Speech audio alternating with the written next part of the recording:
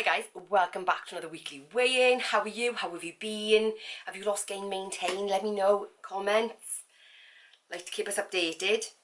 So, how has this week been? Well, if you watched last Sunday's video, link it up there and probably at the end, you know I'm on a 6-week December challenge, which started with a 15,000 steps a day challenge for a week. Now, I'm still not quite finished on that challenge. I've still got another day to go, but the results are looking promising. So obviously I'm going to give you my weigh-in update, but when you do any kind of extra walking, like the 15,000 steps a day, the weight is never usually the focus. It's usually all the other stuff that goes with it, like the you know, how it makes you feel, and actually the measurement, and always a bit more telling. So obviously I'm not going to give you those today.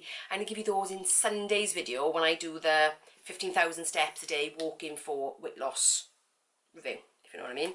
But obviously I will give my weight today. So, how has it gone? How has the week been? Well, I've done my usual stuff, my meditation journal, I've done my tracking. I've averaged out the 1,599 calories a day. Yeah, I would say more or less. Probably some milk I still haven't tracked. I'm sorry, Dion, I know, I need to measure it. But, you know, the walking challenge has put some things on the back burner, if you know what I mean, because it takes up so much time. So there's certain things that have probably slipped this week for that reason, but you know, still all good. So my average steps for the last 7 days is 14,087, because obviously I've got another day left to do. But yeah, 14,000 steps. Did you ever think you'd hear me say that on my weekly review, that I've done 14,000 steps a day? I doubt it. But that's what I've done. Obviously I'm not doing my weight training yet, my resistance training, that doesn't come till next week.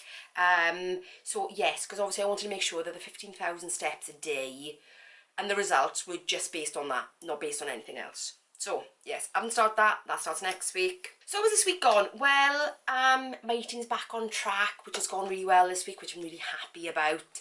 So that's good. And actually, having that balance back has been good. So having those little treats, and I have made sure that I've kept them little, because if you saw the video, I really have been eating the little ice creams, not the big ones. Yeah, so it's been good. That balanced eating has been really good this week. I'm still sticking to my whole foods, still predominantly Mediterranean, but that little bit. Fasting has been on and off this week. I've done some days where I have sort of done the fasting, and some days where I've woken up, probably because of the walking as well, feeling slightly hungry, so I've eaten breakfast earlier. But yeah, food has gone really, really well. The interesting thing is, my muscle mass is up by 1.3%, which equates roughly to about £5 of muscle gain over the week. So that is interesting, which then means that my fat percentage has come down by 1.4%. 1.4% in a week. That is insane, absolutely insane. That variation only goes to show how quickly your body responds to activity, how quickly it starts utilising your fat stores in order to build the muscle. Fascinating. But obviously more of that on this weekend's video, which is the walk for weight loss, where I go in more in depth to the actual effects, you know. What else? It's been really good having actually a specific plan, something that I'm working towards, because I think when you're on any long-term journey where your calorie deficit is your only goal, it can become boring. And that's what I really found myself recently, is being really bored with the process. But this has kind of invigorated stuff. As you can see, I'm more lively today. It's really invigorated that process, and it's given me some other things to focus on, which has been really good. I've really welcomed that change of pace, if that makes sense. So if you are out there and you're feeling a little bit stagnant and you're thinking, I'm a bit fed up with this, throw something in, give yourself a little bit of a challenge, kind of revive it a bit. Because it's really worked for me, and it's actually worked more than I thought it would. So it's been quite surprising, but I'm really enjoying it. I'm really enjoying the new challenge, which is great. So yes, so let's tell you, and then I can get on to that final point. Anything I'm going to change for next week, I'm really going to make sure that I have my protein, because now I've looked at my hunger levels and stuff like that, I think, no, I could have eaten more protein and probably less carbs this week, because the balance has been tipped slightly. But yeah, so that's the kind of adjustment that I'm going to make for next week, and to make sure that I am eating those fill-in foods, because I have a little bit more time to do it in, which I didn't this week. Yes, so how did I do this week? This week I lost, on the scales, and this is when I'm going to sort of like talk about the point, on the scales I lost 1.1 pound, which is great because that's the 1.1 pound I put on last week.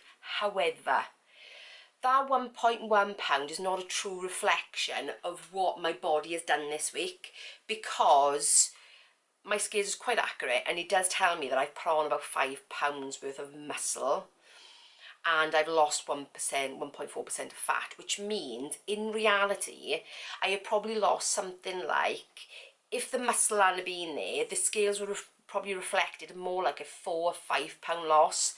But of course my muscle mass has gone up, and I think that's why sometimes it's really important to think of, especially if you are exercising, then that number on the scale will come down slower. However, and we'll find out in Sunday's video, that actually your body gets smaller because the scales is going down a small amount, but your body's recompositioning. It's actually getting smaller because you're losing the fat.